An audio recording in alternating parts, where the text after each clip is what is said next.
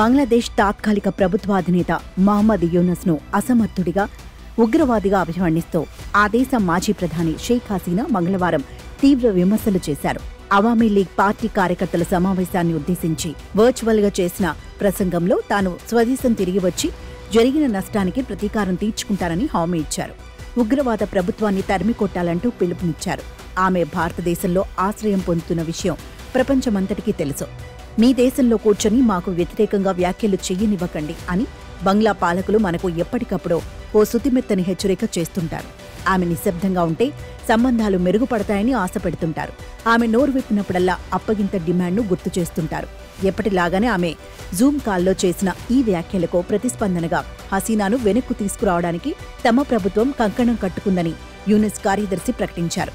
అధికారంలో ఉండగా ఆమె చేసిన నేరాలు ఘోరాలకు తగిన శిక్ష అనుభవించాల్సిందేనని అన్నారాయన.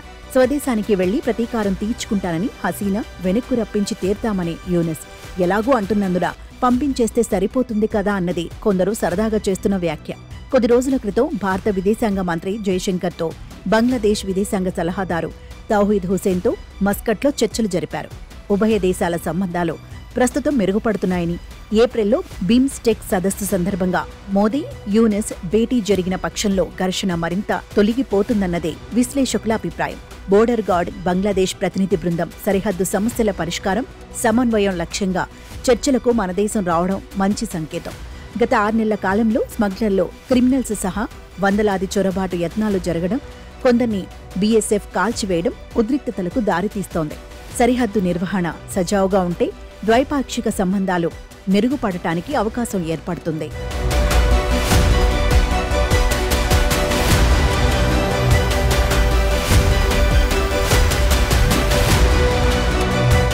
హసీనా నిష్క్రమణ తర్వాత యూనస్ ప్రభుత్వం పాకిస్తాన్కు అన్ని రంగాల్లో వేగంగా దగ్గరవుతోంది.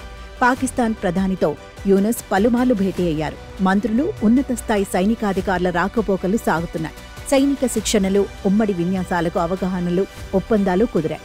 ప్రభుత్వం ఎంత దగ్గరవుతున్నప్పటికీ ప్రజలు చారిత్రకంగా తమకు జరిగిన అన్యాయాన్ని విస్మరించి పాకిస్తాన్కు చేరువ కాకపోవచ్చు. అంతమాత్రాన యూనస్ ప్రభుత్వంలో ఎంతో కొంత స్థాయిలో వ్యవహారాలు నడపకుండా వదిలివేయడం సరికాదు. భారత ప్రధాని మోదీ ఒక్కసారి కూడా యూనస్తో భేటీ కాకపోవటం వల్ల మనకు కొత్తగా ఒరిగేదేమీ కూడా లేదు. సరిహద్దు ఉగ్రవాదం, ఆయుధాల అక్రమ రవాణా తదితర కీలకమైన అంశాల విషయంలో నిక్కచ్చిగా ఉంటూ మిగతా విషయాల్లో గతంలో మాదిరిగానే ఇచ్చిపుచ్చుకునే వైఖరి చూపవచ్చు. సుదీర్ఘ సరిహద్దును పంచుకుంటున్న భారత్ను కాదని పాకిస్తాన్తో వ్యవహరించడంలో బంగ్లాదేశ్కు ఖచ్చితంగా కొన్ని భౌగోళిక పరిమితులు ఉంటాయి. అప్పుల్లో ఉన్న పాకిస్తాన్ కంటే భారత్తోనే తమకు మేలు జరుగుతుందని బంగ్లాదేశ్ ప్రజలకు తెలియకపోదు. హసీనా వ్యాఖ్యానించినప్పుడల్లా బంగ్లాదేశ్లో మైనార్టీల మీద దాడులు జరుగుతాయి.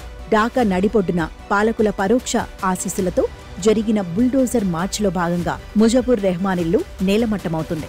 యూనస్ ప్రభుత్వం పాకిస్తాన్కు చేరువగా అడుగులు వేసినప్పుడల్లా హసీనా విమర్శలు చేస్తున్నారు. ఉభయ దేశాల మధ్య ఈ విషవలయాన్ని ఛేదించాలంటే హసీనా కొంతకాలం మాట్లాడకపోవడం అవసరం. బంగ్లాదేశ్ వ్యవహారాలను అమెరికా పట్టించుకోదని, ఆ దేశాన్ని ప్రధానమంత్రికి ఇచ్చేశానని అమెరికా అధ్యక్షుడు డొనాల్డ్ ట్రంప్ మోదీ సమక్షంలో ప్రకటించారు.